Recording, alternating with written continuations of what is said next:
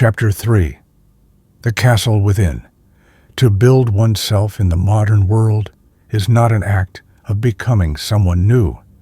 It is an act of forming something stable in a world that rewards collapse.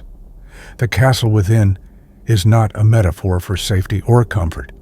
It is a hard structure, a self-authored architecture made of discipline, confrontation, and recursive clarity. It is not a projection of idealism, but a consequence of experience. A man does not build it because he is strong. He builds it because he has failed enough times to realize that nothing else will hold. The castle begins to form the moment a man stops reacting and starts observing. He fails, and instead of forgetting, he studies.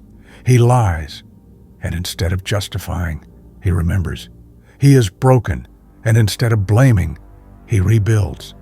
The modern world does not offer this structure externally.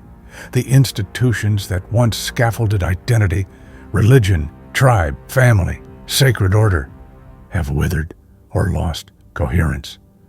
The man who wishes to endure must therefore become his own architect. As Carl Jung noted, until you make the unconscious conscious, it will direct your life, and you will call it fate. The castle is where the unconscious is made visible, not in therapy alone and not in solitude alone, but in a disciplined sequence of self-confrontation. Each stone in the wall is a promise kept to oneself.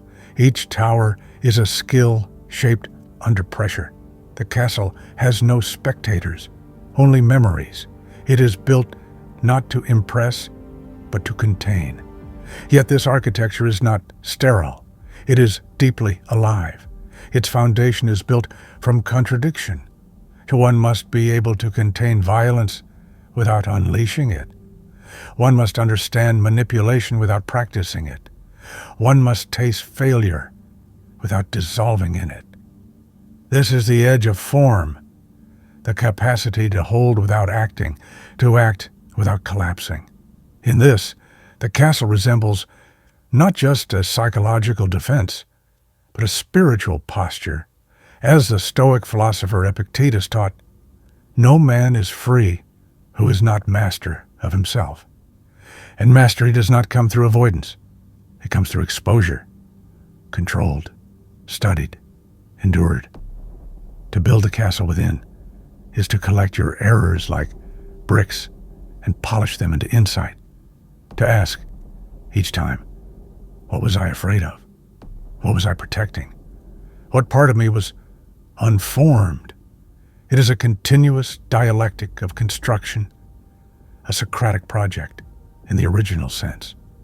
Socrates did not teach men what to think, but taught them how to ask the questions that would dismantle false certainty and reveal deeper order.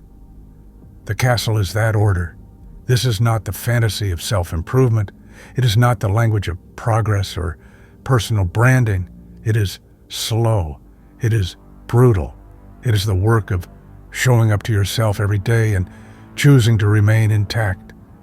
This is what Nietzsche meant when he wrote, "He who cannot obey himself will be commanded." The man who builds the castle learns how to obey himself. He builds not just with pain, but with restraint. He does not chase every opportunity for self-expression. He does not confess to be validated. He chooses silence over performance. He learns that not every truth needs to be shared, only lived. The castle within is not an act of self-assertion. It is the space where self-ownership becomes possible. And within its walls, the man who builds it becomes someone capable of love, of loyalty, of presence, not because he seeks them, but because he has become capable of holding them without disintegration.